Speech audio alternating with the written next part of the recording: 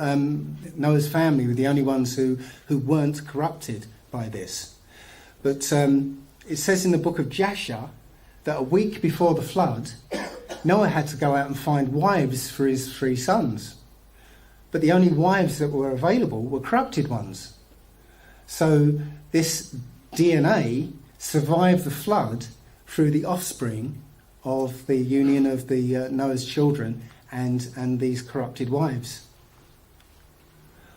So these are the 3 sons of Noah, Ham, Shem and Japheth. So the serpent seed survives. Amongst Ham's children were the Canaanites, the Raphites, the Amalekites, and all the ites in the Bible who are described as giants, as 6-fingered giants. Okay, so Ham's line was corrupted. In Japheth's line, there was at least one giant. He was called Gog, and but in Shem's line, there were no giants. There were no genetic deformations or genetic anomalies. So his line was the blessed line. His line was the human line. That's what the Bible is telling us. And that is until Esau was born. Okay, the story is that the children of Isaac, who were twins, Jacob and Esau. Esau was the firstborn, and he came out red and hairy, and he became a hunter, and he was wicked and very cunning. So he was expressing the fallen angel DNA. Jacob was not even described because he came out like everybody else. But because Jacob was the human one with the most human DNA, he was given the blessing, even though he was the second born, which goes against tradition. But he tricked the blessing out of his father. Yes, but that's the story. This is how, I can go into lots more detail about it, but I've got lots to go through, so I'm not going to go into the sort of the minutiae. But yes, he tricked his father into it. He displayed cunning. No, his mother did.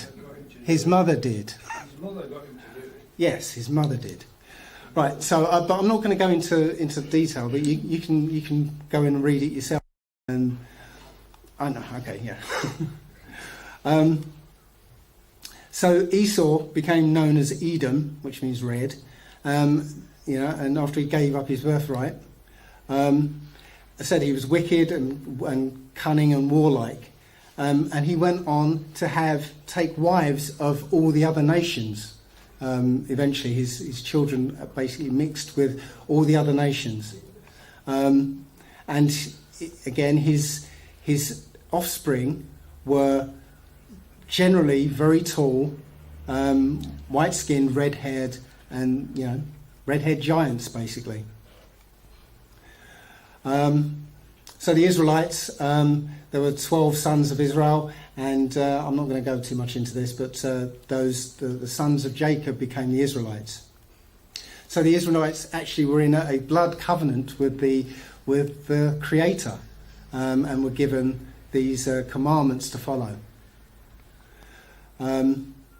But in Deuteronomy 28, they were told that if they were to keep the commandments, they would be blessed and have all sorts of good things happen to them. But if they weren't to keep the commandments, they were going to be punished. And one of the main punishment was that they were going to go into slavery and affliction. So that started essentially with the destruction of Jerusalem in 70 AD by the Romans. And I don't like quoting the New Testament because I don't believe very much about it. But it says in the New Testament when you see Jerusalem surrounded by armies, then flee into the mountains.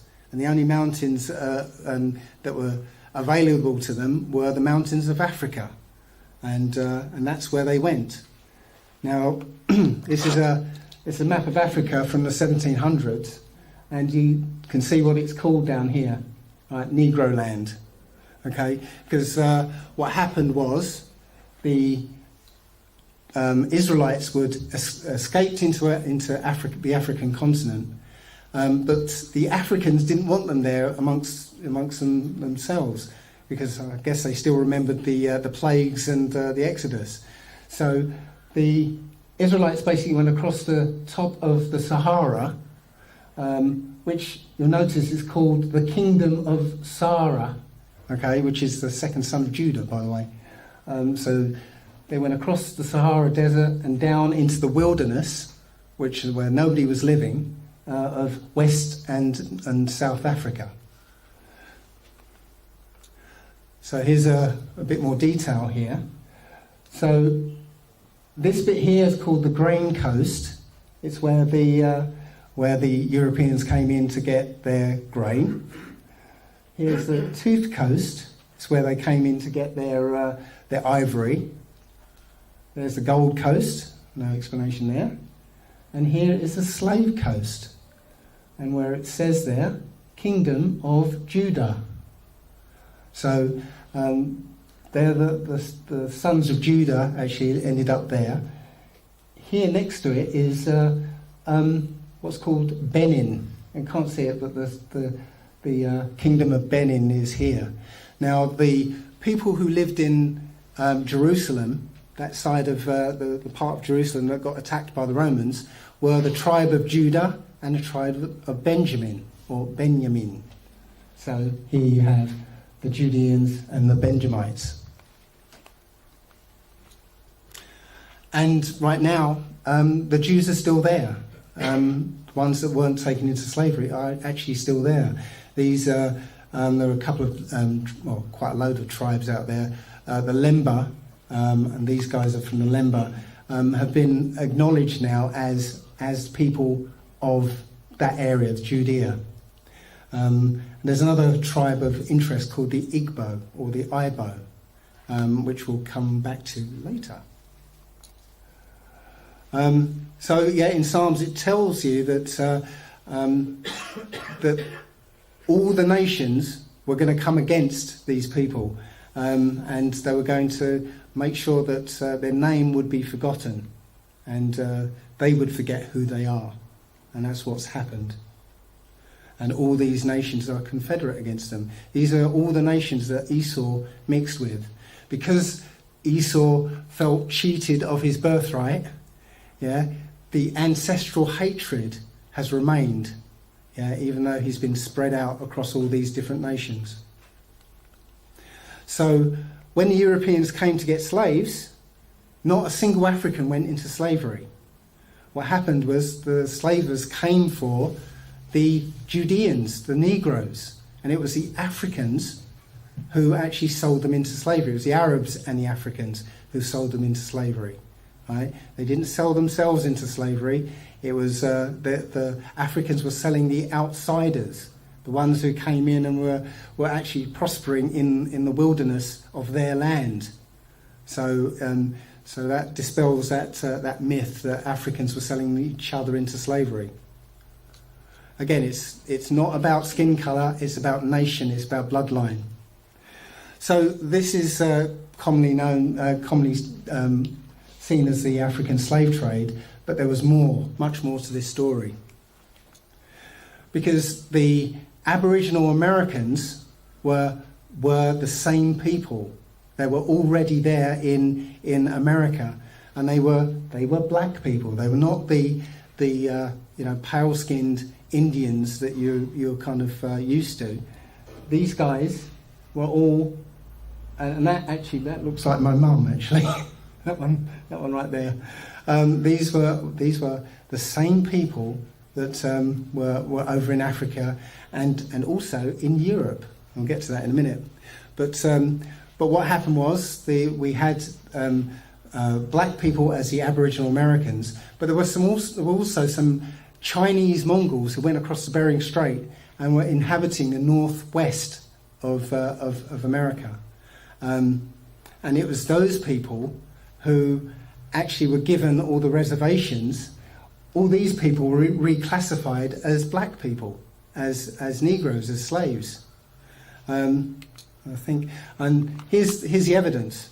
This is called the Bat Creek Stone, and it sat in a museum. It was taken from a Cherokee reservation. It was part of a huge war on the Cherokee reservation, dated 4,000 years old, and it sat there as a bit of a curiosity because nobody could translate it, and until a Hebrew scholar came up and looked at it and realised it was being displayed upside down, and it was actually Hebrew, and it says something like "for the Judeans."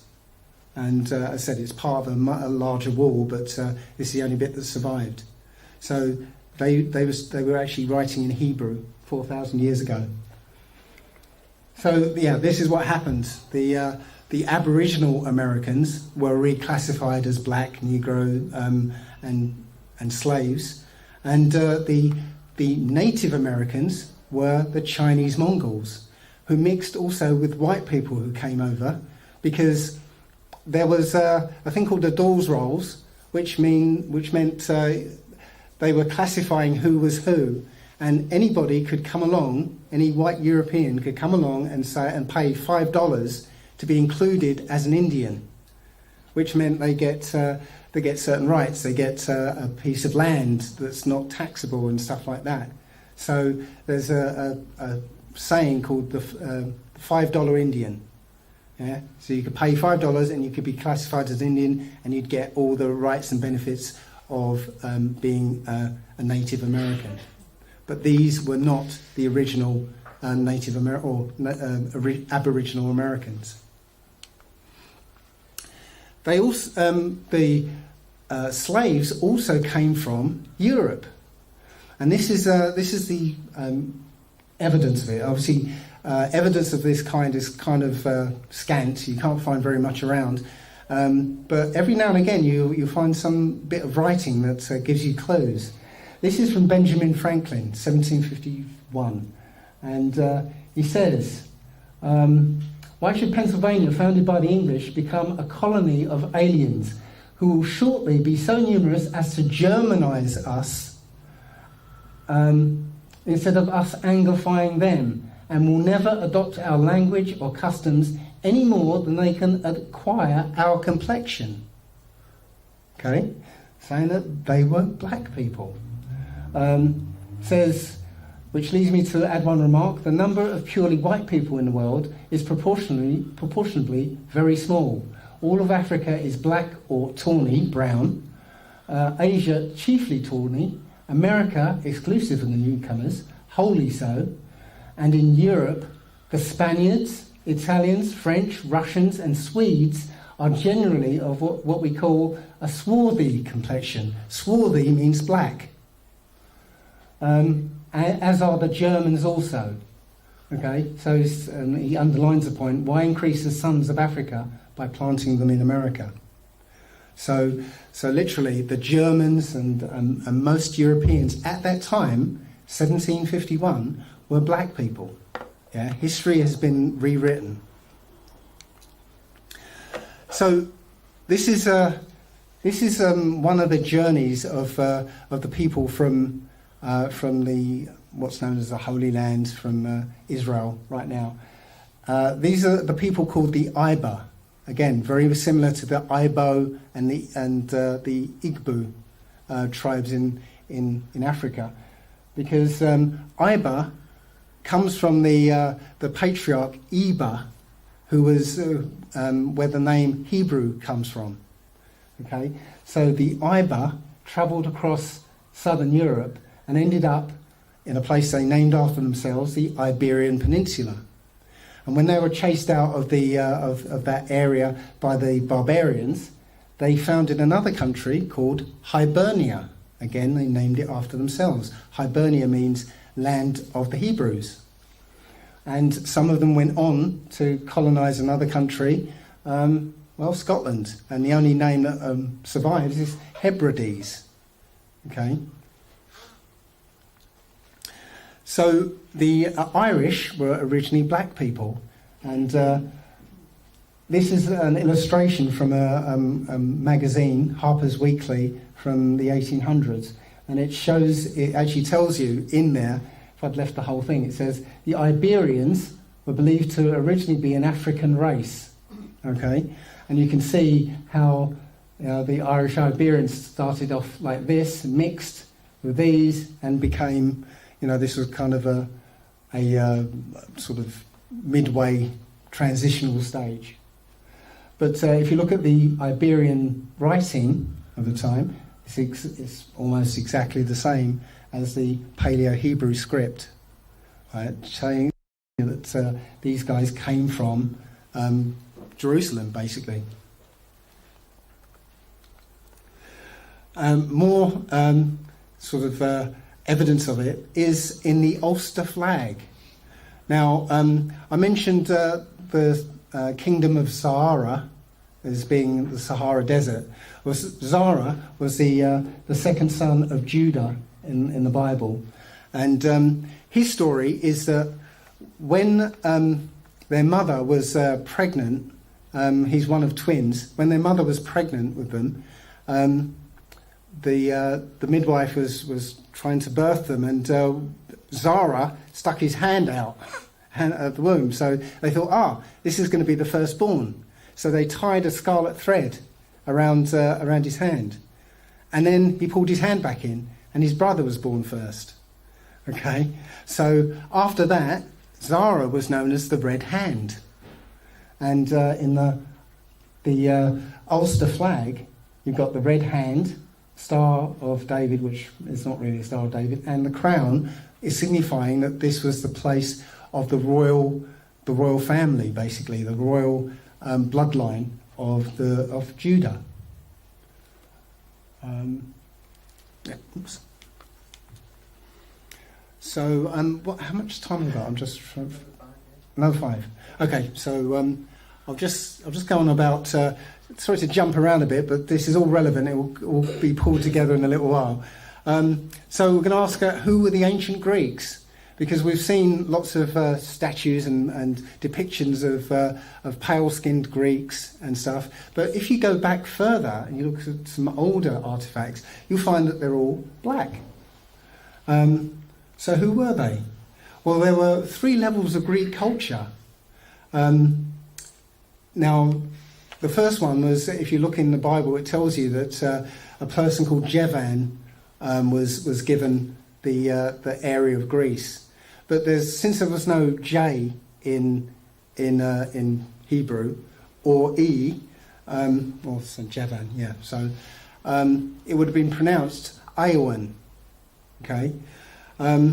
So those people were known as the Ionians. Later there were some Israelites, Danites, and Judites who left the Egypt before the Exodus. They became known as Adorians, and then finally, the white-skinned Macedonians took over the area, and they were known as the Corinthians.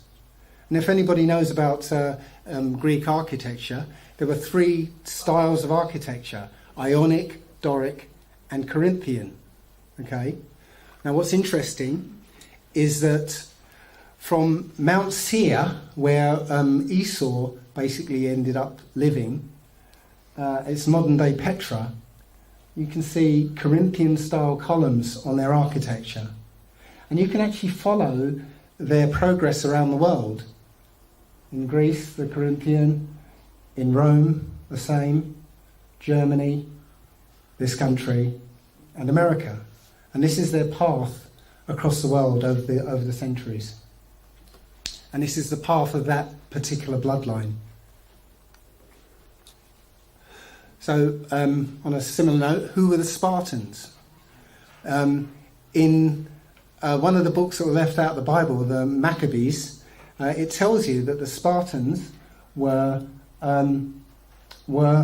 brethren of the Jews there, the Judites there. There's a letter to the Lacedaemonians, as they were called, saying, "Look, we're brothers. Let's make a pact. Let's join together." So it tells you right there that the Spartans were actually black people as well. So that film should have had Denzel Washington playing the guy. So yeah. So, and who were the Trojans? Well, this was quite amazing for me because I just happened to be reading the Iliad at one point, and I was researching this, and as I was looking at the genealogy chart in the 1611 Bible, the names started to match up with what I was reading in the Iliad. So one of the sons, or great-great-grandsons of Judah, was a guy called Darda. And again, it's in the Iliad that Darda, or Dardanus, was the father of Erichthonius, who was the father of King Tros, who founded Troy. So again, the Israelites were the Trojans. So the Trojans were black too. And I think I've run out of time there for now, so I'm going to leave it there. And I know we've not touched Britain yet, but the second half, it's all about Britain. So, okay.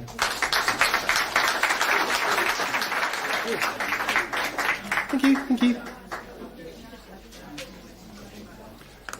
Right. Okay, so let's pick up where we left off.